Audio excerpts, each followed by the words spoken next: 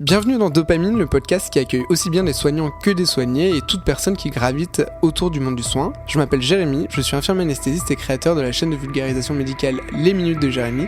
Je suis accompagné de Louis, qui est infirmier en réanimation et lui aussi créateur d'une chaîne de vulgarisation médicale qui s'appelle Un homme en blanc. Et aujourd'hui, on est ravis d'accueillir Michael Worms-Herminger, diplômé de l'École nationale supérieure en sciences cognitives et docteur en santé publique, spécialisé dans les troubles psychiatriques. Il est très engagé dans le domaine de la santé mentale à travers notamment son podcast Les mots bleus qu'il a créé en 2021 et son livre Vivre avec un trouble de santé mentale. Bienvenue Michael à ce podcast Dopamine.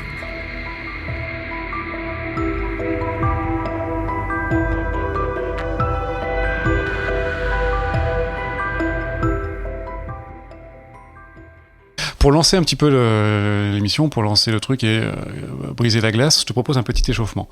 Un exercice relativement facile, on va te poser une série de questions courtes où l'objectif c'est de répondre uniquement vrai ou faux, oui ou non. Pour l'instant on ne justifie pas, on aura l'occasion d'en parler après. C'est bon pour toi ? Alors, la santé mentale est encore stigmatisée en France. On reviendra tout à l'heure, mais là pour l'instant je dirais vrai, mais je nuancerai tout à l'heure. Ok, parfait. Le patient connaît mieux son trouble mental que le professionnel de santé. Pareil, je nuancerai, mais je dirais vrai. Normalement, t'as pas le droit.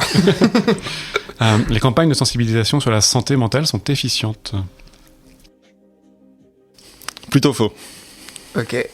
La prévention du risque suicidaire est efficiente en France. Plutôt vrai. Les handicaps invisibles sont mieux pris en compte dans le milieu professionnel. Très faux. Les soignants sont une population plus à risque de troubles mentaux. Vrai. Les réseaux sociaux sont un bon vecteur pour l'information. Je nuancerai, mais allez, ouais, je saurais même pas dire vrai ou faux là pour le coup. C'est très mitigé. Mais... Allez, on va dire vrai avec beaucoup de précautions. Ok. Ça, on en reparle après. Investir sur l'éducation aux populations pourrait permettre de réduire les dépenses de soins. Plutôt vrai. Et les professionnels de santé sont bien formés à la santé mentale. Faux. Et c'est là tout le problème. On revient directement sur les nuancés. On va revenir. Alors après, il y a un truc qu'on pourrait peut-être préciser dès le début. C'est vrai qu'on avait eu la chance d'intervenir ensemble sur une table ronde concernant les fake news. Et c'est pour ça que j'ai vu tout à l'heure quand on parlait des réseaux sociaux. Je sais pas si c'est que pour ça, mais le fait que... Ouais. Est-ce que les réseaux sociaux sont un vecteur d'information ? Oui, mais est-ce que c'est toujours de la bonne information ? On aura l'occasion, on a un sujet dédié là-dessus. On passe à l'iPad ou tu veux revenir Non, pas tout de suite. On va détailler des réponses au fur et à mesure. Je te montre un petit peu. On a une roue des thèmes. Donc en fait, en fonction de ce que tu vas tirer, donc il y aura juste à appuyer une fois pour démarrer. En fonction de ce sur quoi tu vas tomber, on aura une question derrière qui est adaptée. Super. À te de jouer quand tu veux. Question cadeau. La montagne. Question cadeau, on y viendra. Tu vois, tout à l'heure, on parlait de la santé mentale en France, la prise en charge de la santé mentale. Toi, c'est un peu ton domaine, la santé publique et la santé mentale, c'est un peu ton domaine de prédilection. La première question déjà, c'est qu'est-ce qui t'a emmené sur ça ? Parce que c'est quand même quelque chose qui... Je sais pas si quand on a 5 ans, on se dit plus tard, quand je serai grand, je serai docteur en santé publique. Qu'est-ce qui t'a emmené sur ça déjà ? Qu'est-ce qui m'a emmené sur ça ? C'est mon histoire perso. Mon histoire perso a fait que quand j'ai eu 18 ans, j'ai voulu être médecin. Puis je me suis confronté au premier stage en 3e année et je me suis dit non, j'ai pas du tout envie d'être médecin.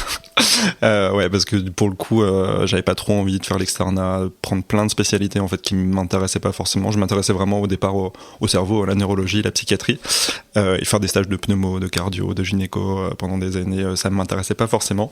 Donc je me suis dit que j'allais me spécialiser entre guillemets plus tôt.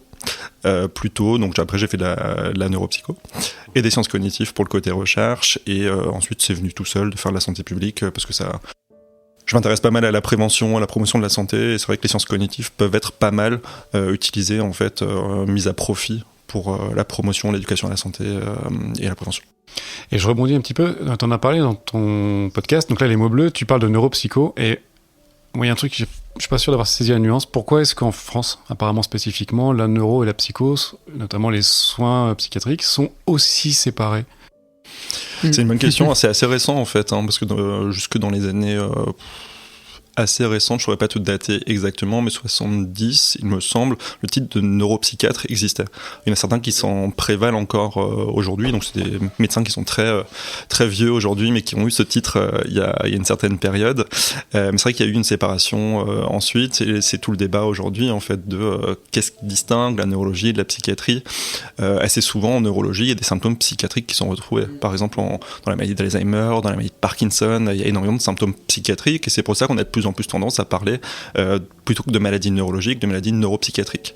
Donc on se rend compte qu'il y a quand même une refusion qui se fait, mais c'est vrai que l'internat reste séparé et les approches sont différentes. Alors qu'est-ce qui explique ça ? C'est une bonne question.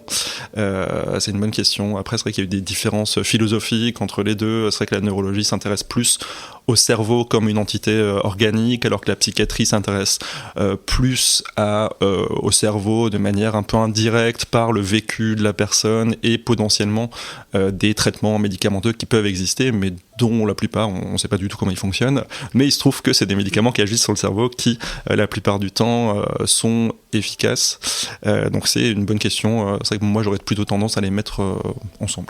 Oui, donc la neuro, ça a plus une approche somatique, si on veut séparer les deux, et voilà. Mais c'est vrai en gériatrie aussi, du coup, il y a par exemple ce qu'on appelle la démence vasculaire, qui est à la fois très somatique et aussi très psychiatrique. Donc je sais pas si là, en gériatrie, ils doivent faire quand même un semestre en gérontopsychiatrie. Je sais pas du tout. Non. Non, c'est quelque chose qui est assez rare. J'en parle souvent avec des psychiatres qui travaillent justement sur la personne âgée, qui n'y ont jamais été formés et qui se rendent compte qu'en fait c'est extrêmement compliqué de s'y former parce qu'il y a quasiment aucune fac en fait qui propose spécifiquement des stages dans ce domaine-là. Et du coup c'est dingue parce que le problème pour moi, un des problèmes de la santé mentale en France, c'est que c'est très éthéré presque, c'est très un peu nébuleux, et c'est pour ça qu'il y a eu tous les stigmates pendant un temps, y compris au niveau des soignants. Et en gros, dès qu'on a réussi, toi tu parles de la démence vasculaire, dès qu'on a réussi à mettre le doigt sur quelque chose, hop, ça c'est neuro, c'est plus psy. Non, c'est ça. Ouais, mais du coup en fait on n'en sort jamais. Et à aucun moment on arrive à avoir... Ouais, t'as des cases quoi. Et puis non, mais c'est pas bien. Et moi je discutais avec une interne en psychiatrie qui disait qu'elle, de son vécu du coup psychiatre, mais qui elle est jeune interne, donc c'est à dire qu'elle sort de l'externat et du coup elle avait vraiment une approche somato avant. Et elle disait que ce qui est très compliqué aux urgences, c'est que des patients qui sont déjà suivis pour des troubles psychiatriques, ils vont être étiquetés, ils vont venir pour un symptôme et ils vont être étiquetés que c'est à cause de leur maladie psychiatrique. Alors moi, quand j'ai été formé à l'école infirmier, ce qu'on nous disait, c'est avant de dire que c'est quelque chose de psychiatrique, il faut éliminer tout le côté somato parce que sinon tu peux passer à côté d'une hypernatrémie. Ouais, mais elle disait que même dans les urgences, maintenant, il y en a beaucoup qui sont stigmatisés en disant non, mais lui, il est schizophrène, c'est à cause de sa pathologie, alors que derrière, ils vont pas faire un bilan sanguin. Toi, c'est quelque chose dont t'as connaissance aussi de ça. Ouais, bien sûr, c'est quelque chose qui est assez problématique. Et d'ailleurs, on se rend compte dans les études que les personnes avec un trouble psychique ont une espérance de vie qui est réduite jusqu'à 15 à 25 ans selon la pathologie, avec très souvent des problèmes somatiques en fait, qui viennent expliquer la mortalité précoce, parce que très souvent, en fait, quand il y a un problème somatique, on va leur dire c'est un peu dans votre tête, c'est vous qui inventez, ou c'est des symptômes de votre maladie. C'est ce que tu dis aux urgences, hein, c'est quand un patient qui est connu de l'hôpital pour avoir une schizophrénie vient avec je sais pas quel type de douleur ou autre, on va regarder son dossier, on va voir qu'il est suivi en psychiatrie et on va lui dire rentre chez toi. Donc en fait c'est du retard de prise en charge ou même du déni de prise en charge. Il rate des diagnostics. Je crois que l'exemple qu'elle me donnait c'était un AVC où pareil elle disait non mais il est complètement confus, c'est parce qu'il est schizophrène. En fait non il était confus parce qu'il était en train de saigner dans sa tête quoi. Donc c'est assez triste comme exemple. Il y a une paire des comme ça. Hein. Moi, l'exemple que j'ai à la rigueur d'une spé, moi j'ai l'exemple de mon meilleur ami qui a fait du coup médecine générale, mais qui a voulu se spécialiser dans le sommeil. Et pour le coup, dans sa FST, donc son année supplémentaire, il a dû faire 6 mois en psychiatrie.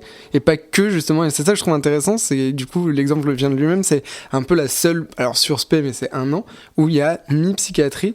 Et l'autre moitié, il le fait en pneumologie, en somato, quoi. Donc, comme quoi ça existe, mais pas forcément aux endroits où tu t'attendrais forcément à le voir, quoi.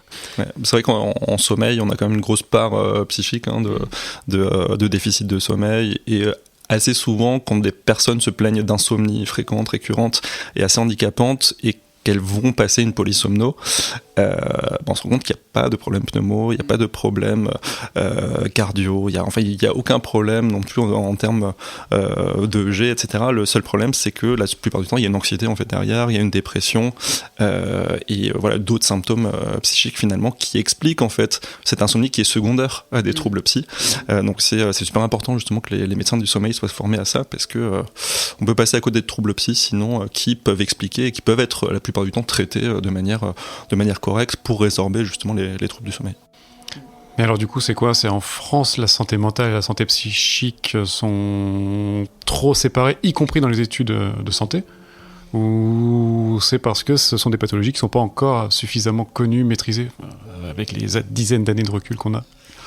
C'est une bonne question. C'est vrai que c'est assez séparé du cursus classique, et on se rend compte aussi dans les demandes, dans les souhaits d'internat chez les étudiants en médecine, la psychiatrie est très souvent parmi les dernières spécialités choisies. Après, pourquoi ? Il y a aussi la question des conditions d'exercice en psychiatrie, du fait qu'il peut persister encore de mauvaises pratiques à beaucoup d'endroits, parce qu'il y a des courants philosophiques qui sont appliqués de manière plus ou moins sectaire. Typiquement, il y a quand même pas mal de courants théoriques dans le champ de la psychiatrie. On va parler par exemple d'un des plus anciens, la psychanalyse, qui peut être appliquée de manière extrêmement sectaire dans certains domaines, avec des prises en charge dont on sait qu'elles sont pas du tout efficientes, parfois dangereuses, mais ça peut être la même chose pour d'autres courants philosophiques, à vouloir appliquer en fait strictement la théorie à des personnes qui sont la théorie qui sont des personnes réelles, ça peut être assez compliqué. Donc il y a aussi ce problème-là qui se pose, c'est qu'il y a des mauvaises pratiques qui sont aussi liées à un certain sectarisme dans les pratiques. Et puis c'est vrai que les conditions de travail, c'est un peu l'hôpital de manière générale, enfin c'est tout à fait l'hôpital de manière générale, mais c'est vrai qu'en psychiatrie, comme c'est des pathologies qui sont assez peu connues, comme tu l'as dit, aujourd'hui on ne sait pas grand-chose en psychiatrie. Il y a un peu ce truc de on sait pas trop qu'est-ce que je vais faire, est-ce que c'est vraiment de la médecine, il y a ce truc là un peu de la médecine floue, la question de est-ce que je vais être considéré comme vraiment un médin. Oui, il y a les représentations du coup beaucoup. Ouais, mais pourtant il y a quand même il y a beaucoup de représentations, beaucoup d'imaginaires, mais pourtant il y a avec ce qui vaut le DSM, un peu le dictionnaire des maladies mentales, qui existe aussi version somatique, le CM10, je dis pas de bêtises. J'ai complètement oublié ma question. Ouais, non, mais alors qu'il y a ça, qui définit vraiment, telle pathologie, on va retrouver tel symptôme. Alors c'est vrai que les barrières sont peut-être pas parfaitement établies, mais globalement, donc on sait, c'est établi, on peut diagnostiquer. Ah ouais, c'est compliqué ? C'est compliqué, d'ailleurs on en revient pas mal. En France on a encore un peu du mal, mais dans pas mal d'autres pays, par exemple aux États-Unis, ça fait assez longtemps que la plupart des psychiatres et psychologues s'en détachent, parce que c'est quand même un manuel qui est très contesté, avec une inflation diagnostique qu'il y a eu dedans, qui a été multipliée par je sais plus combien depuis la première édition, avec justement des pathologies, enfin des choses qui sont considérées comme des pathologies qui à la base sont des choses tout à fait normales, mais qu'on a considérées un jour comme sur le coin d'un bureau entre 5 psychiatres, que ça posait problème. Donc on s'en éloigne un peu, ça a du mal à venir, mais pour aller vers un processus qui est moins diagnostique, vraiment de catégoriser, comme ça, de dire c'est cette maladie, à une approche qu'on dit processuelle, c'est-à-dire qu'il y a des processus psychiques qui dysfonctionnent et on va traiter la souffrance de la personne à travers ces différents processus, plutôt que de lui dire vous avez une schizophrénie et donc on va vous faire suivre en fait le plan de traitement pour la schizophrénie. C'est plus, certes, c'est une pathologie qui est quand même assez bien caractérisée depuis longtemps, mais il y a d'autres choses qui sont peut-être un peu plus floues. Des troubles anxieux, par exemple, qui peuvent être plus ou moins importants. Là aussi, en fait, on va regarder plutôt les processus en fait psychiques qui sont derrière pour agir sur ces processus-là, plutôt que de juste dire on va vous donner des benzos pendant 3 mois et après, si ça passe pas, vous aurez des antidépresseurs. Mais finalement, la souffrance de la personne là-dedans, on s'y intéresse pas trop. Donc on y revient, on en revient plutôt pas mal, même si ça reste quand même la solution qui est la plus utilisée aujourd'hui, mais pas, c'est ce que je disais tout à l'heure, quand on applique avec sectarisme en fait ce qui est marqué dans le DSM, c'est des choses justement où on pourra peut-être revenir quand on parlera des réseaux sociaux. On peut passer à côté de choses, on peut surdiagnostiquer, on peut sous-diagnostiquer, donc c'est assez complexe justement comme utilisation, et c'est vrai que ça a tendance à se perdre, et c'est tant mieux. Ouais, j'ai envie de dire, en même temps c'est quand même rare que les grands bouquins où toute la solution est marquée d'emblée. Ça me fait penser à d'autres grands bouquins qui existent et qui prennent un peu la poussière avec le temps. Et j'ai l'impression que ce problème, quand tu parles pour l'adulte, il est encore plus vrai des personnes que je connais qui font de la psychiatrie, il est encore plus vrai en pédiatrie. Avec, pour le coup, tu parlais d'une pratique un peu archaïque, j'ai perdu le nom. La psychanalyse, que pour le coup en pédiatrie c'est encore vraiment le dogme et que ça gêne beaucoup d'internes en psychiatrie qui du coup ne veulent pas trop s'orienter en pédopsychiatrie justement à cause de ces... Donc c'est un exemple mais... Ouais, mais c'est très français ça pour le coup. Ouais. C'est très français, Oui, la prépondérance de la psychanalyse encore aujourd'hui dans le champ de la psychiatrie.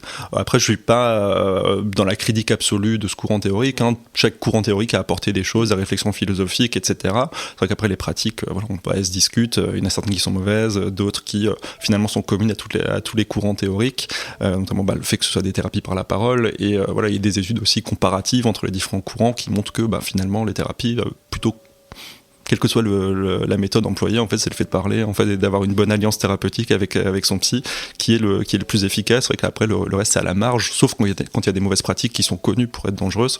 Mais c'est très français, hein, pour le coup, quand on regarde un peu ce qui se passe à l'étranger, ce qu'ils appellent la psychanalyse ou finalement la psychopathologie dynamique, c'est pas du tout la même chose. C'est pas du tout la même chose, c'est des choses qui sont beaucoup plus intégratives, qui s'adaptent au patient. Voilà, si le patient a quelque chose qui peut finalement, selon à quoi il est sensible en fait. S'il y a un patient qui est là pour traiter un problème là, dans l'ici et maintenant, on va plutôt proposer des thérapies courtes, comme les TCC, thérapie cognitive et comportementale. Et s'il y a un patient qui est plutôt là dans une optique de régler une souffrance un peu latente, qui est là depuis longtemps, de se connaître, etc. C'est vrai que la psychanalyse peut... le temps d'analyse peut permettre un peu de mieux se connaître, mais c'est vrai qu'en termes thérapeutiques, il y a quand même des spécificités, mais ça reste très français, justement, cette prépondérance-là, et chez l'enfant, ça peut poser problème. Ça peut poser problème, notamment par exemple la prise en charge des troubles du spectre autistique, avec des pratiques qui sont connues pour être dangereuses aujourd'hui. Donc comment est-ce qu'on l'explique ? C'est aussi le fait qu'on a beaucoup de psychiatres qui sont assez âgés, en fait, hein, de manière générale, la démographie médicale tend vers les 50, 60 ans. Et donc, forcément, les nouveaux courants qui sont plus étayés, etc., sont plus récents. Et il faut s'y former. C'est vrai qu'une fois qu'on a passé les 50 ans dans son métier, suivre des formations, ça peut être compliqué. Oui, et puis je sais pas comment est la formation continue, la culture de la formation continue en psychanalyse. Si c'est comme en médecine générale, par exemple, c'est très compliqué, donc ça peut s'expliquer. Puis surtout que là aussi, à l'intérieur du courant, il y a plein de courants différents, entre les lacaniens, les freudiens, les jungiens, etc. Et là, c'est pareil, quand on est sur une application sectaire, en fait, des dogmes, en fait, qui ont 50, 60, 100 ans, on va dire que c'est quand même pas très, très, très utile. Tout à fait. On relance la roue. On va relancer la roue, ouais. Et on n'arrête pas. Le problème, c'est qu'on va pas s'arrêter. Je trouve ça hyper intéressant. Oui, pour le coup, je pense qu'on pourrait tenir juste 1 heure sur ce sujet-là. Vraiment, il y a tellement de choses à dire que... À toi de jouer.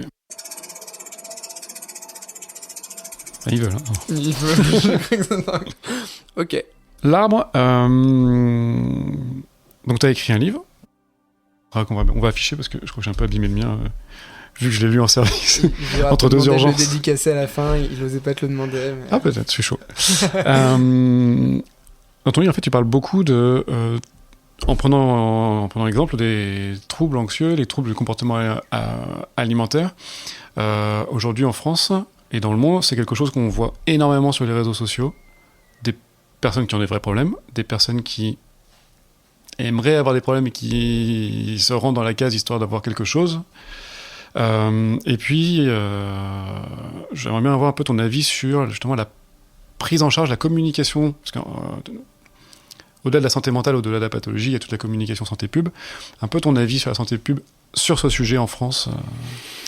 Sur ce sujet en France, on a une autorité, une agence qui est Santé publique France, qui gère justement tout ce qui va être communication autour de la santé, et donc il y a un service santé mentale également. Donc, forcément, la communication, c'est un aspect qui est une partie de leurs actions. Ils font aussi de l'épidémio, des études, etc. Mais c'est vrai que jusqu'à présent, il n'y a pas eu en fait, là, en 2024, 2 campagnes de prévention, de promotion de la santé en santé mentale ou en psychiatrie. Il y a eu une affiche qui est parue juste après le premier confinement, il me semble. C'était on parlait, c'est déjà aller mieux, ou quelque chose comme ça, où on parlait, c'est tout changé. Oui. C'est sorti. personne ne l'a vu, mais il y a une étude, enfin une évaluation qui a été faite. L'évaluation d'efficacité a été faite en nombre d'affichages sur les réseaux sociaux. Alors, autant vous dire que l'efficacité elle n'est pas du tout en fait dans l'étude, et visiblement c'était un énorme succès parce qu'il y a eu quelques centaines de milliers de vues sur les réseaux sociaux. L'impact derrière, et c'est un peu le problème qu'on a, c'est qu'on a une culture de ne jamais évaluer ce qu'on fait. Typiquement dans les cas de communication, on dit c'est de la communication, voilà, on balance des trucs et puis on verra bien. On se dit pas que ça puisse avoir un impact négatif, par exemple. Ce qui arrive, c'est aussi pas mal étayé, l'impact négatif des campagnes de sensibilisation, etc. Donc en France, on est assez mauvais, mais c'est pas forcément le cas qu'en France, mais c'est aussi le problème qui est que on n'a pas de fédération, en fait, une fédération des professionnels qui arrivent à s'accorder, etc. On a une fédération qui s'appelle Santé Mentale France, qui est pas forcément hyper connue, qui a pas forcément beaucoup de moyens non plus, qui justement essaye de fédérer les différents acteurs. Mais c'est vrai qu'avec le manque de moyens, c'est pas des moyens d'une agence gouvernementale ou autre. Par exemple, aux États-Unis, il y a une association nationale de la santé mentale qui produit des contenus en permanence, en fait, des contenus, des kits d'aide, qui produit des événements, etc. Mais c'est vrai qu'on n'a pas ça. Et qui sont évalués. Qui sont évalués pour certains. Ça aussi, c'est un truc qui est pas forcément partout. Sinon, en France, on a le Psycom aussi, qui est aussi un organisme public qui produit des supports, pas forcément de communication, mais surtout d'éducation thérapeutique, avec plein de pathos, ou sur les traitements, ou sur les thérapies. Donc là, qui est plus destiné, en fait, à fournir des ressources en début de parcours aux patients. Mais c'est vrai qu'en termes de communication publique, santé publique, c'est pas trop leur créneau. C'est vraiment des informations très très concrètes pour les patients, pour les proches, voilà, des annuaires d'associations et autres. Mais c'est vrai qu'en termes de communication santé publique sur la santé mentale ou sur la psychiatrie, à l'heure actuelle, c'est zéro. Oui, parce qu'on voit, il y a manger 5 fruits et légumes par jour, parler de l'AVC, tout ça, encore, on arrive à en voir à la télé, mais c'est vrai que mais même on parlait, alors je reviens sur le risque suicidaire aussi, mais on en parle un petit peu, mais c'est pas non plus les pubs, enfin je veux dire, c'est vrai que la santé mentale en France, on ne parle pas énormément, on ne voit jamais à la télé, quoi. Mais pour le coup, là, il y a le 3114 qui existe, si je me trompe pas, depuis 2021, je sais jamais si c'est 2021 ou 2022, il me semble que c'est 2021. C'est le numéro vert pour le suicide, hein, c'est ça, c'est le numéro national de prévention du suicide et de la souffrance. Alors déjà, se dire qu'on a attendu les années 2020 pour ouvrir un numéro de soutien pour les personnes qui sont en crise suicidaire ou pour leurs proches ou pour les pros, sachant que le taux de suicide a quand même été très très important en France il y a une vingtaine d'années, c'était parmi les plus hauts des pays de l'OCDE. On a quand même attendu à partir de ce moment-là plus de 20 ans pour mettre en place une ligne, et avec une promotion qui est relativement faible. On n'en entend quasiment jamais parler dans les médias, il n'y a pas d'affiche. Voilà. Donc savoir que ce numéro existe, c'est quand même assez compliqué. J'étais à Barcelone en vacances il y a quelques années, et quand ils ont lancé leur ligne, eux, il y avait des affiches qui étaient placardées dans tous les affichages publicitaires de la ville. C'était quasiment que cette campagne-là qui était affichée, numéro de prévention du suicide, etc. Et c'était partout dans la ville. C'est ce que j'allais te demander un petit peu, mais ok, pour Barcelone, mais dans les autres pays, globalement, c'en est où en termes d'information ? En termes d'information, ça dépend vraiment des pays. Il y a des pays qui ont été très actifs sur le sujet, par exemple au Canada, au Royaume-Uni, ils ont été extrêmement actifs sur ce sujet-là depuis le début des années 2000. Ils ont mis en place plusieurs plans en santé mentale. Le NHS produit pas mal de choses. C'est vrai que c'est assez fréquent quand on va à Londres ou ailleurs d'avoir derrière les bus en fait des numéros d'aide, des publicités entre guillemets, promotion de numéros d'aide et autres. Après dans les autres pays, ça dépend vraiment. Souvent c'est des organisations locales aussi. Par exemple en Allemagne, on peut pas parler du pays en soi parce que c'est à chaque fois chaque land qui a un ministère de la santé, donc ça va dépendre aussi à l'intérieur du pays. Mais c'est vrai que dans d'autres pays, après c'est pas forcément la panacée non plus, c'est pas forcément parfait. On parle souvent du Canada comme un exemple. Quand on regarde d'un peu plus près, c'est pas si exemplaire que ça. Il y a aussi des difficultés d'accès aux soins. Mais c'est vrai qu'on fétichise aussi Canada. beaucoup certains pays. Il y a le prisme Canada, c'est beaucoup de choses. Mais c'est vrai que dans certains autres pays qui sont sans doute minoritaires, on n'a pas le décompte, on n'a pas forcément l'information de tout ce qui se passe partout, mais c'est quand même un faible nombre. Mais tu vois, par exemple, si on faisait une campagne, moi je me souviens quand on était plus jeune, il y a eu la campagne sur les enfants battus et le numéro pour les enfants en danger. Ils ont martelé, ça a été assez rapide, hein, ils ont pas fait des années, mais ils ont inondé. Et je pense qu'il n'y a pas un enfant, même un adulte du coup, qui ne connaît pas le numéro parce qu'on a grandi avec ce numéro-là, quoi. Et du coup, tu te dis, il suffirait de mettre du budget pour faire la même chose, mais du coup, bon, des enfants qui se font battre, on peut, mais. Après, il y a la particularité aussi qui est que. Dans le cas d'enfants qui subissent des violences intrafamiliales ou autres, il y a ce ressenti justement de là ce qui se passe c'est pas normal et j'ai besoin d'aide, on m'en propose, je peux la saisir. Il y a la barrière quand on parle de prévention du suicide aussi, de se dire là je suis en crise suicidaire, j'ai envie d'arrêter de souffrir. Est-ce que finalement j'ai vraiment envie là d'appeler une ligne de prévention? Il y a aussi ce truc là de enfin, ça dépend aussi du stade dans lequel on est de la crise, ça dépend aussi si on a l'insight suffisant. Par exemple, on sait que dans les troubles schizophréniques, on a 12 fois plus de risques de se suicider, de mourir par suicide, que dans la population générale. Parce que souvent, il y a un manque d'insight dans la schizophrénie, et ça peut être le cas pour d'autres pathologies. Donc c'est aussi ça, c'est est-ce que les personnes y auraient recours avec cette chose aussi qui est souvent, est-ce que ce que j'éprouve, c'est vraiment quelque chose de pathologique? Est-ce que c'est pas juste un épisode qui va durer quelques temps? Donc il y a ça aussi de se dire finalement les moyens existent, voilà, donc c'est récent, mais est-ce que les personnes l'utiliseraient? Donc ça veut dire que tu dirais qu'il y a même un manque d'information de santé publique et du coup de vulgarisation en amont pour que les personnes puissent être capables de reconnaître elles-mêmes si elles sont dans le besoin de demander de l'aide en fait. Donc pour traiter le problème à la source. Ok. C'est intéressant. Dans 3114, il y a les personnes concernées, mais aussi l'entourage qui peut appeler. L'entourage et les professionnels aussi qui veulent des infos. Les professionnels, ok. Ouais, c'est important à préciser peut-être. Moi, il y a quelque chose qui m'a particulièrement surpris, c'est de quand on cherche les grands plans santé, en cardio, on trouve l'hypertension, le diabète, tout ça on trouve. J'ai rien trouvé sur la santé mentale. C'est difficile à trouver, il y en a depuis quelques années, mais c'est vrai qu'après c'est... J'ai bien trouvé le Canadien, tu vois. Tout de suite, premier lien. Ouais, mais c'est vrai que ça tourne pas mal en rond, en fait. Le constat, c'est toujours le même qui est fait depuis 20-30 ans, en fait. On sait les problèmes. Le problème, c'est surtout celui d'accès aux soins, en fait. Si les personnes qui ont un trouble psychique peuvent se soigner, c'est quand même assez souvent un chemin vers le rétablissement et donc la réinsertion, la citoyenneté, etc. Le constat, on le fait, il y a 50 000 livres qui existent, qui sortent tous les 3, 4, 5, 6 mois, qui disent la même chose depuis 20 ans. C'est un peu une redite permanente. C'est vrai que des plans santé mentale, il y en a eu assez récemment, mais il y avait Franck Bellivier qui était délégué ministériel à la santé mentale, délégué du coup au ministère de la Santé. Mais c'est vrai qu'après l'action en fait de la délégation n'a pas été hyper visible, hyper relayée. Donc il y a ce problème-là aussi de finalement la psychiatrie c'est un peu quelque chose de côté. On devait avoir les assises, il y a eu les assises de la santé mentale il y a quelques années. Qu'est-ce qui en est sorti? Pas grand-chose. Pas grand-chose. C'est souvent des événements qui sont dominés par les psychiatres. La santé mentale, c'est pas que les psychiatres, les médecins généralistes interviennent dessus, les infirmiers de pratique avancée, les psychologues, les assistants sociaux, etc. C'est typiquement les assises de la santé mentale. Il y avait un noyau de professionnels de santé. Il me semble qu'il y avait une psychologue qui est universitaire et qui n'exerce pas. C'est la seule. Et le reste, c'était que des psychiatres.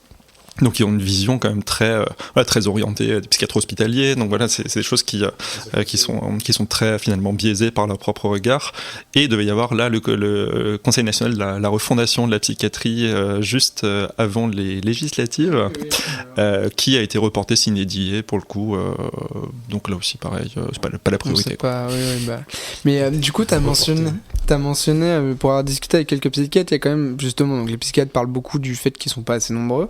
Et il y a un petit vent d'espoir quand même, comme pour d'autres filières, avec les infirmiers de pratique avancée en santé mentale. Donc nous, on est infirmiers, mais par exemple, moi, c'est ce que je disais à Louis quand on a préparé ton émission. Moi, je suis infirmier, mais je suis zéro en santé mentale. Genre vraiment, j'ai aucune honte à le dire. C'est que maintenant, notre formation elle est très généraliste. Avant, justement, tu disais, avant c'était séparé, somatique, psychiatrie. Maintenant, c'est réuni, mais du coup, on fait moins bien les deux, je pense. Mais d'un autre côté, au moins, on est un peu sensibilisé à la psychiatrie. Mais par contre, du coup, les infirmiers qui font que de la psychiatrie, déjà, j'ai l'impression que même que ce soit côté patient ou psychiatre, ils étaient vraiment déjà reconnus. Mais le fait de leur donner en plus 2 années supplémentaires, ça, c'est quelque chose qui, pour toi, pourrait être une solution dans l'accès aux soins? C'est vrai que l'infirmier spécialisé en psychiatrie, ça n'existe plus depuis quelques années. Non. Ça existait, l'infirmier en psychiatrie, je crois. 96. Ouais. Non, la double casquette. Si, vraiment, c'est beaucoup plus vieux que ça. Donc ça existe plus. Et c'est vrai que là, avec les IPA, donc avec le master qui s'ajoute à la formation en IFSI, il y a un parcours santé mentale et psychiatrie. Donc voilà, il y a une spécialisation consultation en psychiatrie qui intervient. C'est vrai que le statut légal est quand même très récent pour justement pour permettre l'exercice des IPA. Avec là aussi souvent des résistances en fait, des professionnels de santé, notamment médicaux, justement j'ai le même débat qu'il y a eu pour les psychologues. C'est quand Marisol Touraine a commencé à parler du remboursement des psychologues, c'est quand même sous François Hollande. C'était quand même sous François Hollande. On est sous le deuxième mandat d'Emmanuel Macron. On n'a toujours pas le truc acquis. Il y a eu des grosses résistances de la part des psychiatres. Avec littéralement. Ouais. Je me demandais s'il y avait le même, parce que les IPA se heurtent à ça au niveau médical, mais je pensais pas qu'en psychiatrie, je pensais justement qu'en psychiatrie ça se faisait de façon plus souple, parce que de base il y avait une frontière un peu plus faible entre les infirmiers et les psychiatres, mais même en psychiatrie. Ouais, même en psychiatrie, je me rappelle très bien les vidéos des manifs. Après, c'est surtout les psychiatres libéraux. Les psychiatres hospitaliers sont très friands justement des psychologues parce que ils ont besoin d'une prise en charge qui soit globale. Et c'est vrai qu'en psychiatrie libérale, je me rappelle très bien des phrases qui étaient, par exemple, on va nous enlever des parts de marché. C'était littéralement ça. Les patients sont des produits et on va perdre de l'argent. On va perdre de l'argent. Mais c'est vrai que les IPA maintenant sont bien formés, notamment en psychiatrie, quand ils choisissent cette spécialité-là. Mais qu'est-ce qu'ils vont pouvoir faire aujourd'hui sans qu'il y ait de résistance d'un côté et de l'autre? Ça reste encore compliqué parce que ça fait 1 an ou 2 ans qu'il y a cet exercice qui est possible. 2018, mais le temps qu'il soit formé, 2020. Oui, c'est ça. Donc 4 ans, il y a eu 4 promos déjà. Il y a eu une mention psychiatrie dès le début ? Non, 2017, les premières mentions. La santé mentale, elle a été ajoutée en 2018 et UPAU en 2021. Ouais. Donc il y a ce problème-là, mais ça peut être très utile justement parce qu'il y a eu une approche qui est différente et la plupart du temps, dans les pathologies qui sont chroniques, il n'y a pas forcément besoin. Souvent, les psychiatres, c'est des consultations qui sont assez courtes. C'est pas pour cracher sur les psychiatres, mais la plupart du temps, les consultations en psychiatrie sont extrêmement courtes, avec très peu finalement de considération pour le vécu de la personne, la souffrance, ce qui se passe vraiment concrètement au quotidien. Ça se fait plus à l'hôpital, mais c'est vrai qu'en libéral, c'est assez compliqué de trouver un psychiatre qui fasse vraiment des consultations longues, ou alors qui sont excessivement chères et totalement inaccessibles pour les personnes qui ont une pathologie chronique. Donc il va y avoir ce problème-là on se voit dans 1 ou 2 mois, on renouvelle l'ordonnance et puis on se revoit 1 ou 2 mois après. Le fait d'avoir des IPA qui puissent faire justement le suivi de ces prises en charge de pathologies chroniques, c'est quelque chose qui est pas mal, mais c'est vrai qu'il y a ces résistances justement sur la péridance, sur les IPA, tous les nouveaux statuts finalement est-ce que ça va pas empiéter sur notre exercice. C'est vraiment un discours, juste avant toi en fait c'était une IPA urgence pour le coup, donc il me parlait des mêmes problèmes, mais ce qui est rigolo c'est que du coup côté patient et du coup côté des autres professionnels de santé, la pratique avancée c'est une super chose pour tout le monde et au final les seuls à émettre des avis négatifs c'est effectivement ceux qui ont peur que les infirmiers pratiques avancées empiètent sur un petit côté South Park, ils nous volent notre travail. Mais c'est le débat qui est toujours avec les délégations d'actes. C'était, il y a beaucoup de médecins généralistes, en tout cas, qui s'exprimaient dans les médias. Je ne sais pas si c'est quelque chose qui est extrêmement répandu, mais en tout cas, ils faisaient beaucoup de bruit. En fait, si on délègue les tâches qui peuvent être faites par des paramédicaux, en fait, on nous enlève toute la bobologie. Et donc, en fait, on va avoir que des cas compliqués. En même temps, à un moment, quand on est médecin, on soigne des gens. Peu importe que le cas soit simple ou compliqué, il y avait cette question-là de si on nous enlevait la bobologie, ça va être plus compliqué. C'est vrai que c'est des meilleurs revenus, pas mal. Ouais, ok. Allez, Zou, on va lancer un petit peu la roue pour fêter ça.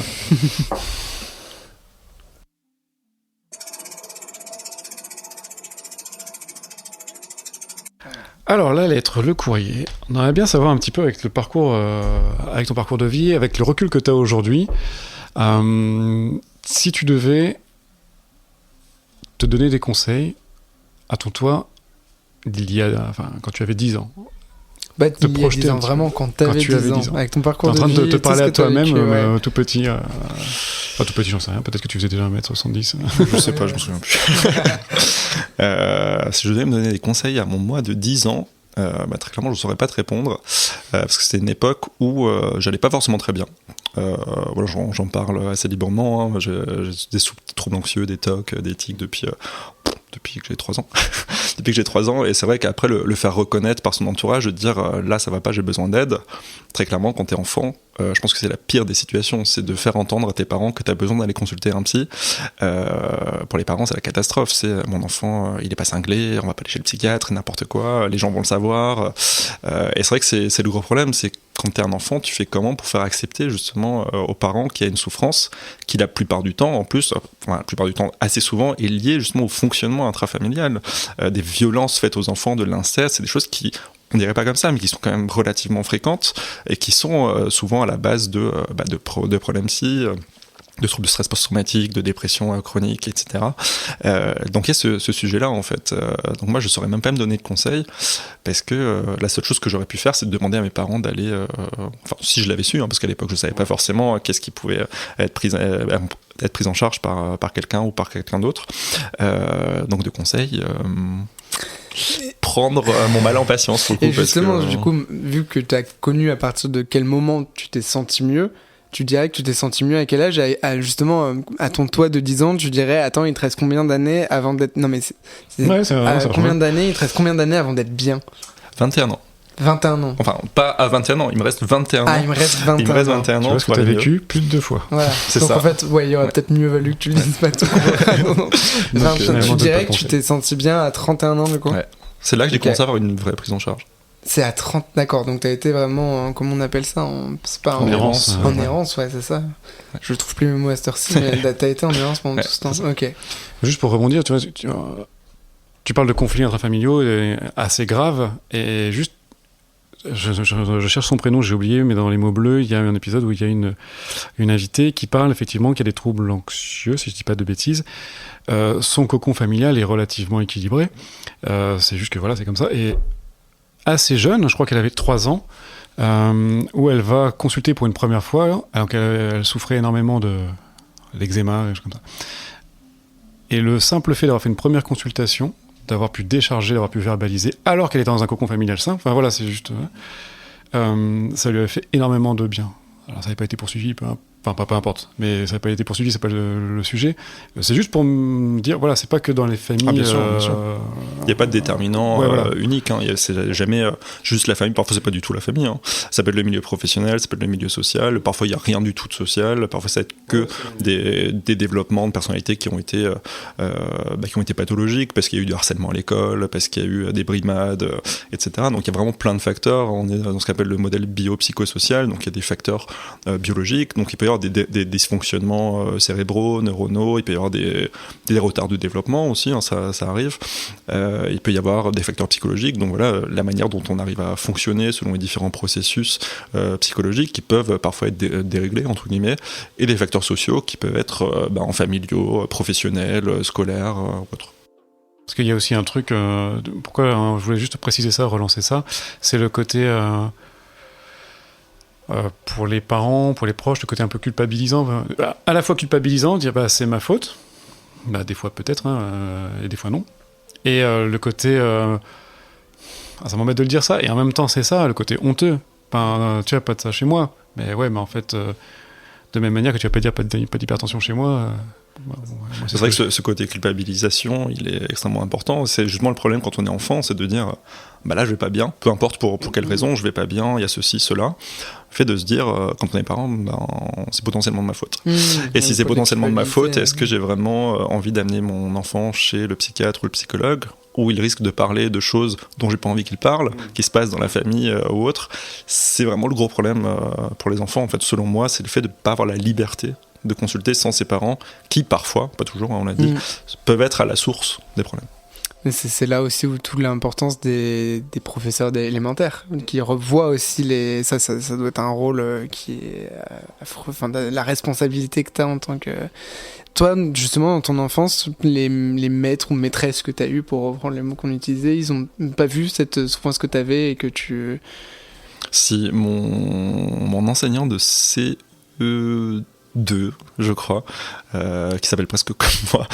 Lui, il avait convoqué mes parents justement parce qu'il a remarqué que j'avais des tics et que je bougeais pas mal. Mais qu'est-ce qui se passe après ça? Rien. Parce qu'il y a eu justement ce truc avec le médecin généraliste. On allait voir le médecin généraliste pour lui dire il n'y a rien, c'est un enfant, c'est normal qu'il soit anxieux, c'est l'école, ça va passer. Ça va passer. Et voilà ce qui s'est passé. Okay. C'est tout. On parle de tics. Moi, j'aimerais bien avoir ton point de vue là-dessus. Je sais pas si tu suis un petit peu Squeezie, le documentaire qu'il a sorti. Pas du tout. Pas du tout. À Squeezie, donc quand même, qui est Oui, je connais. jusque-là maintenant le deuxième plus grand YouTuber de France, qui dit dans son documentaire qu'il avait des tics quand il était petit, et il montre des vidéos quand il avait des tics. Donc il avait effectivement des tics faciaux qui étaient violents. Et le fait que... alors lui, du coup, il dit quand il est stressé, ça revient, etc. Et je trouve que pour le coup, c'est quelque chose dont on n'entend jamais parler des tics, ou alors faut vraiment vouloir aller chercher.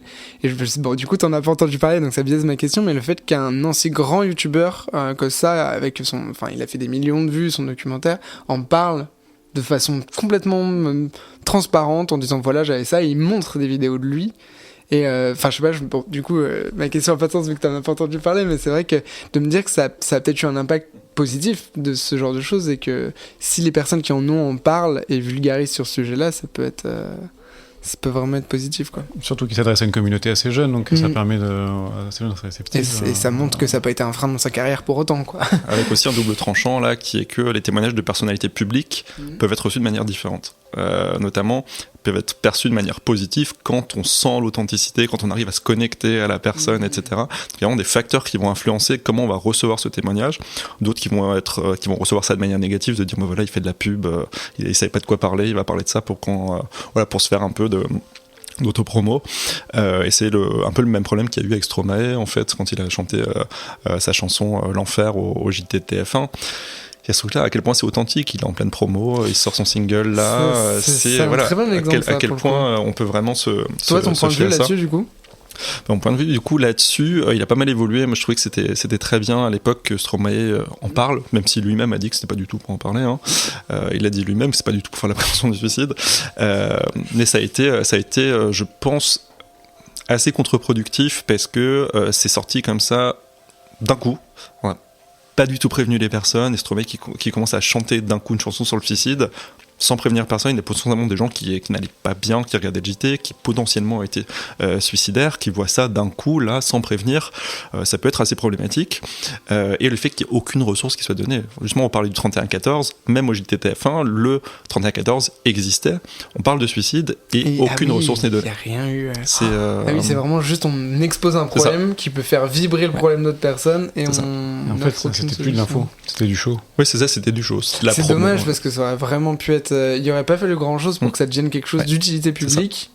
Et donc c'est vrai que c'est pas intéressant. Je me suis jamais ce qui fonctionne en prévention du suicide, c'est de fournir des ressources.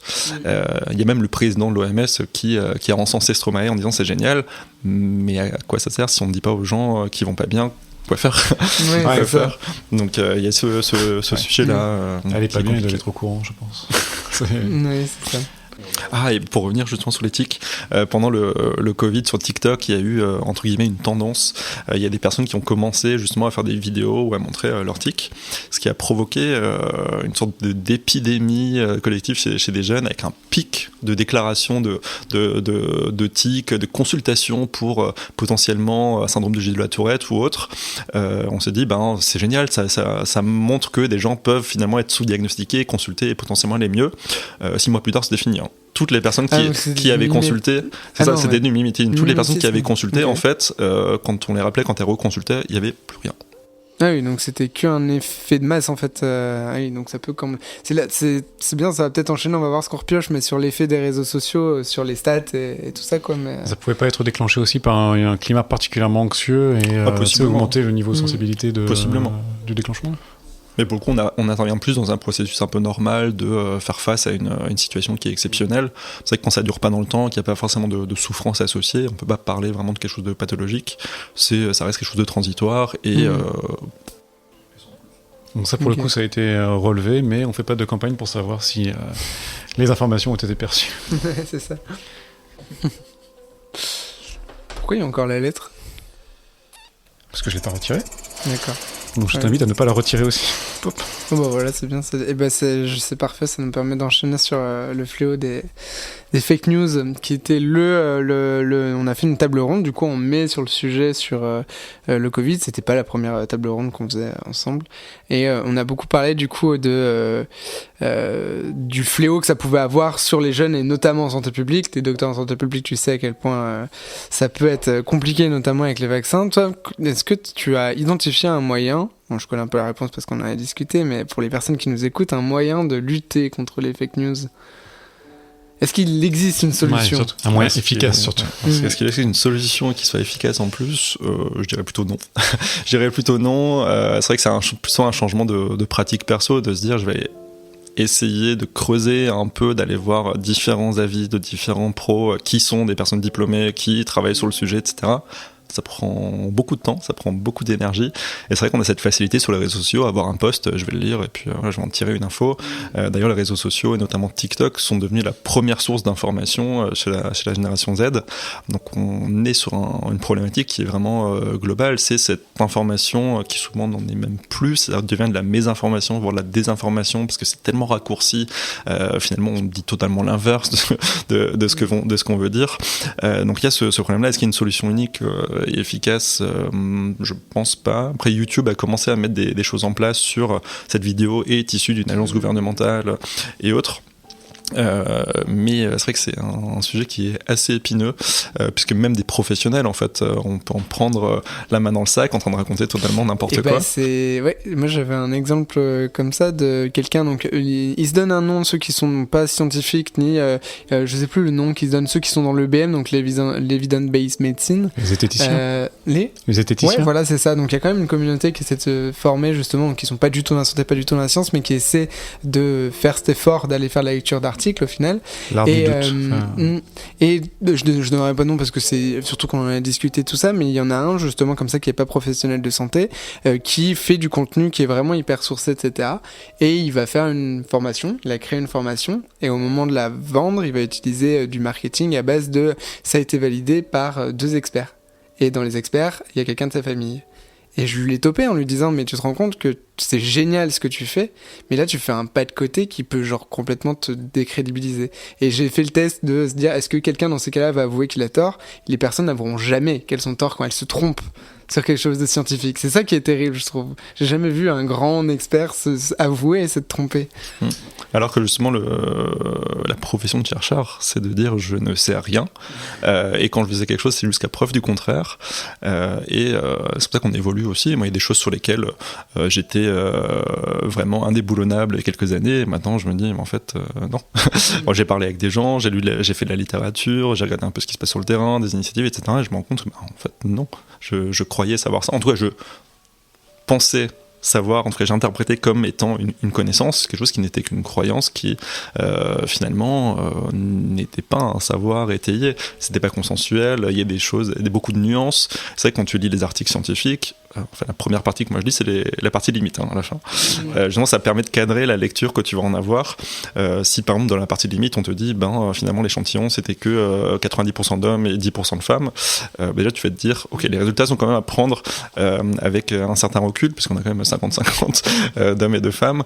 C'est vrai que moi c'est vraiment le premier truc que je regarde, et ça permet vraiment de nuancer, de lire avec un certain recul les articles. C'est vrai que c'est quelque chose qui est assez rarement fait. Souvent on se contente de lire l'abstract, qui est justement comme tu disais quelque chose, un argument marketing en fait, parce que l'abstract c'est ce qui va déterminer si l'éditeur va lire justement la publier en entier, donc si c'est un sujet qui est intéressant, si les résultats sont un peu bankable, etc. Donc forcément c'est un des paragraphes qui sont censés être vendeurs. On le voit sur pas mal d'études, Timon, on parlait des campagnes de sensibilisation, il y en a certaines qui sont évaluées, y compris dans des grosses études qui ont été faites au Royaume-Uni avec des dizaines de milliers de personnes incluses, etc. On regarde l'abstract, ils disent que c'est génial, que ça fonctionne. Tu regardes la partie résultats et discussions, ils te disent que ça fonctionne pas. Mais ça, je comprends même pas que ce soit possible de faire un abstract qui contredit tes résultats. C'est pour pouvoir le vendre. Typiquement, quand on regarde tout ce qui est relayé par les journalistes, pas tous, mais il y a beaucoup de journalistes qui vont relayer. Voilà ce que nous dit une étude. Non, l'étude ne dit pas du tout ça. Et de toute façon, à partir du moment où quelqu'un te dit une étude a dit ça, allez hop, c'est bon, ça dégage. Du coup, moi, je suis en train d'écrire un mini docu sur Didier Raoult. Alors là, je m'expose à un truc qui va être magnifique. C'est peut-être la dernière fois qu'on travaille avec Jérémy. C'est peut-être, après, je vais disparaître dans les méandres de. Mais du coup, en fait, il y a Mediapart qui a fait une grosse enquête sur lui et qui s'est rendu compte que lui, il a beaucoup basé sur sa réputation, sur ses abstracts, et qu'en fait, quand justement ils sont intéressés, ils ont fait l'enquête sur ses études, il a publié des milliers et des milliers de papiers, mais en fait, il y a moins de 10% de ces papiers qui ont été publiés déjà dans des revues intéressantes, et surtout qui montrent des résultats significatifs. C'est-à-dire qu'une branche de son labo, par exemple, était dédiée au juste découverte des nouvelles bactéries. Et à chaque nouvelle découverte, ils faisaient un papier en disant cool, on a découvert une nouvelle bactérie. Et en fait, ils se sont fait toper du coup par les agences qui contrôlent, j'ai plus les noms, et ils disaient mais en fait on n'en fait rien. Donc ça n'a aucun intérêt, on ne vous finance, enfin ça sert à rien qu'on vous finance pour cataloguer. Voilà. Et lui, il est doré de comme ça, et c'est d'ailleurs le premier argument qui m'a, quand j'ai annoncé sur Twitter j'allais faire ça, c'est mais tu es qui ? Lui, c'est un grand professeur. Mais il y a eu ce problème-là pendant le Covid, justement, les premiers mois, où il y avait ce camp des anti-vax, anti-Covid, qui disaient que c'était n'importe quoi, et le camp justement des professionnels de santé qui disaient on voit des patients, ça existe, etc. Avec justement le cas des professionnels de santé qui disaient en fait si ça existe, qui sont mis à insulter toute la journée sur Twitter les anti-vax, anti-Covid en disant qu'ils travaillaient 25 heures sur 24 mais qui passaient leur journée sur Twitter à insulter des gens. Déjà ça c'est problématique, mais qui finalement utilisaient les mêmes méthodes en fait, sont mis à utiliser les mêmes méthodes, à relayer 50 préprints dans la journée qui n'ont jamais été publiés ensuite, de dire il y a ça, il y a ça, il y a ça. Mais en fait non, c'est une étude, tu sais même pas par qui elle a été faite, tu sais pas comment ça a été fait, elle a jamais été publiée après, pas revu par les pairs, de se dire en fait tous les jours on balance des trucs comme ça pour montrer qu'on a raison, mais en fait ils sont versés dans exactement les mêmes méthodes que les anti-vax, et c'est ça j'ai trouvé assez problématique, parce que la confiance dans les scientifiques, dans les professionnels de santé, elle peut aussi être entachée par ça.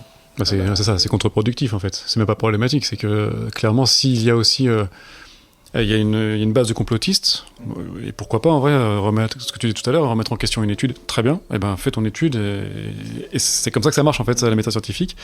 Mais le fait que on a du complotisme et on les bâche avec leur propre méthode, du coup en fait les deux camps sont à relier. Et ce qui moi m'a épaté et qui a quand même mis Raoult mais d'autres personnes vachement en avant, c'est que tout le monde avait un avis. Les vaccins, l'hydroxychloroquine, tout le monde avait un avis. C'est-à-dire qu'il y avait des milliers de spécialistes à travers le monde qui disaient on sait pas, mais tout le monde disait que ça marche ou ça marche pas, de manière franche. Comment ça s'appelle ce truc-là? C'est l'ultra-crépidarianisme. Je sais Ultra-crépidarianisme, un truc comme ça. C'est l'exemple, oui, c'est l'éternel exemple que j'avais donné à la conférence de Fabrice Eboué, qui disait qu'avant, quand il n'y avait pas les réseaux, t'avais Didier du village qui disait que la Terre était plate et qu'Internet a permis de connecter tous les Didier ensemble, et ça a donné...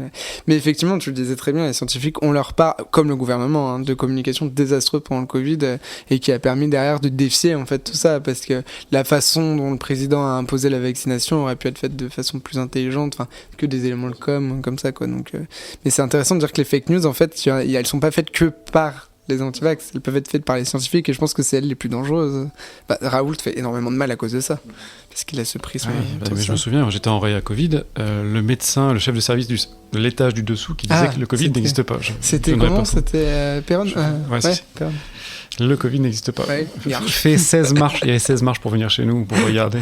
Ouais. Que tu sois pour chloroquine, pour vaccin, peu importe, mais ne dis pas que ça n'existe pas.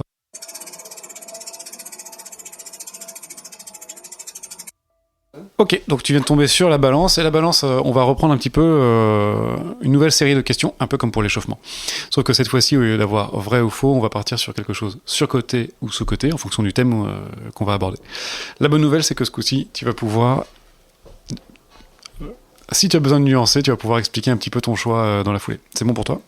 Ok, top. Et je vais commencer avec l'éducation à la santé dans les écoles, à la santé mentale dans les écoles.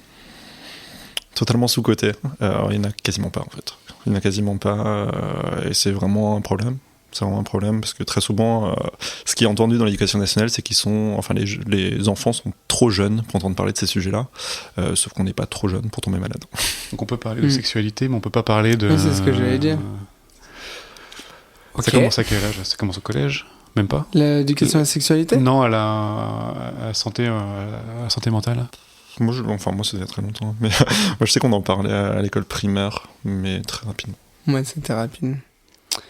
Les initiatives pour réduire les inégalités en santé.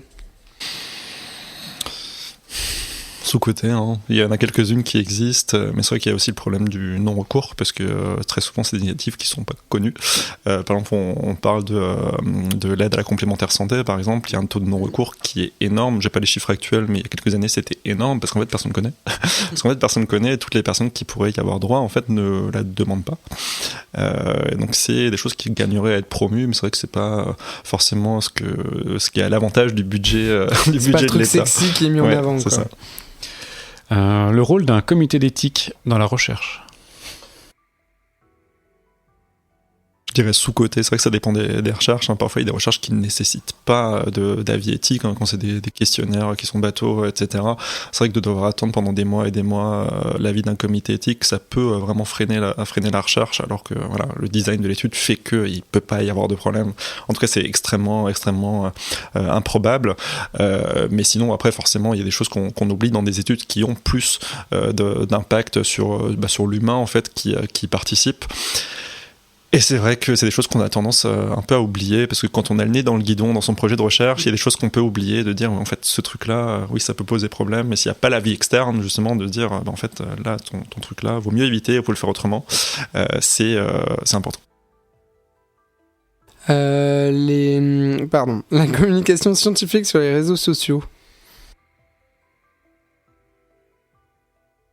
Tout dépend ce qu'on entend par communication scientifique. Comme communication, je sais pas si tu connais, j'en ai parlé, The French Virologist par exemple, ce type de contenu sur scène.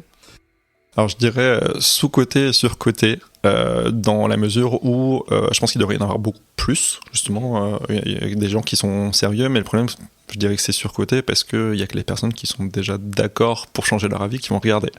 On va jamais convaincre un anti-vax d'aller regarder justement le French Virologist.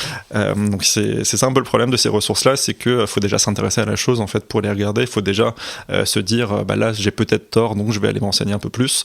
Donc d'un côté je trouve qu'il n'y a pas suffisamment de personnes sérieuses qui le font. Et de l'autre côté, il y en a, mais c'est vrai qu'il faut essayer d'atteindre des cibles qui ne sont pas la cible principale. Moi, je voudrais revenir. Les essais cliniques financés par l'industrie pharmaceutique. Je dirais pas surcoté ou sous-côté, hein, mais pour le coup, c'est utile parce que c'est eux qui ont l'argent en fait pour le faire.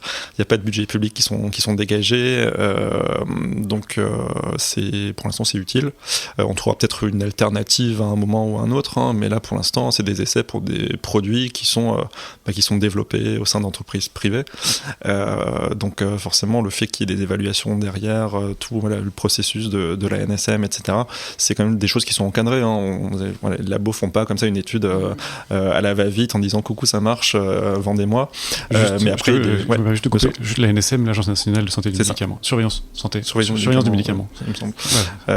Et pour le coup, après, bien entendu, il y a toujours des limites. Hein, il y a toujours des limites. Le fait de parfois couper des données quand ça arrange bien, etc.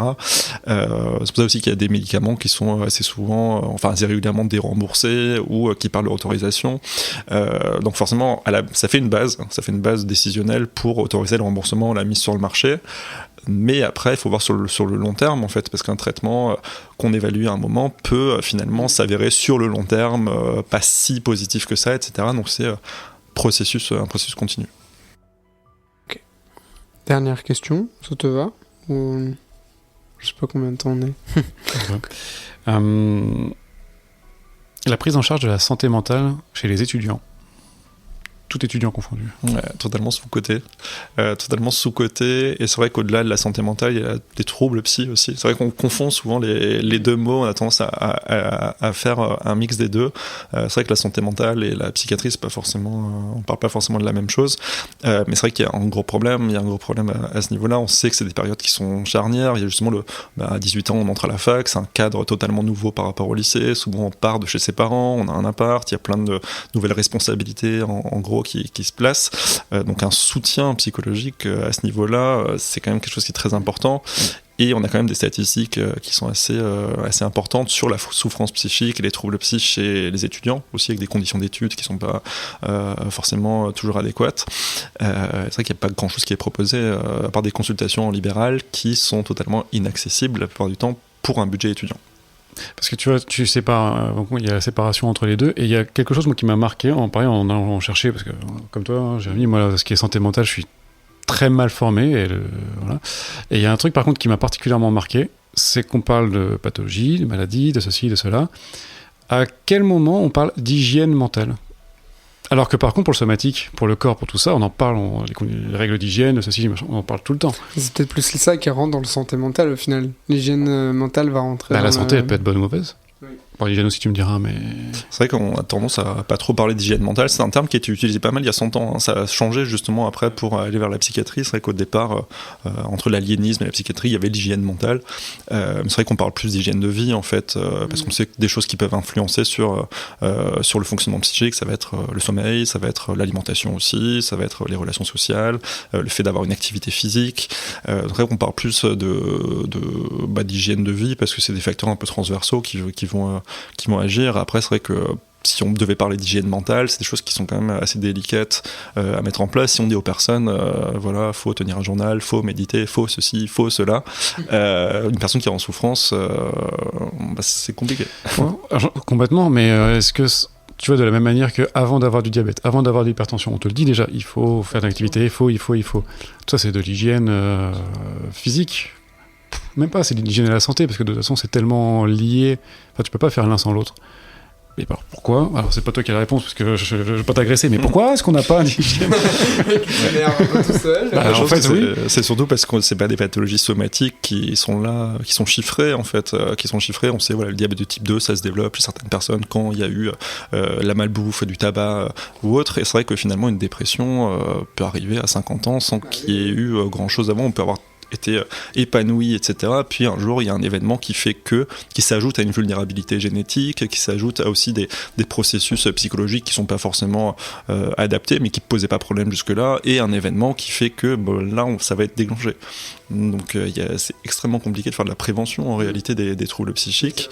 Donc il y a ce problème-là, c'est qu'on ne sait pas prévenir. C'est un peu se battre à l'avance contre un ennemi qu'on ne connaît pas en fait. Enfin, contre un problème qui n'est pas encore arrivé, mais on va dire qu'en somatique, peut-être qu'on connaît mieux les problèmes qui peuvent arriver et les chemins pour lesquels les problèmes vont arriver, alors qu'en santé mentale, peut-être moins, quoi. En termes d'étiologie, on ne sait pas. Oui, d'étiologie, oui, c'est ça.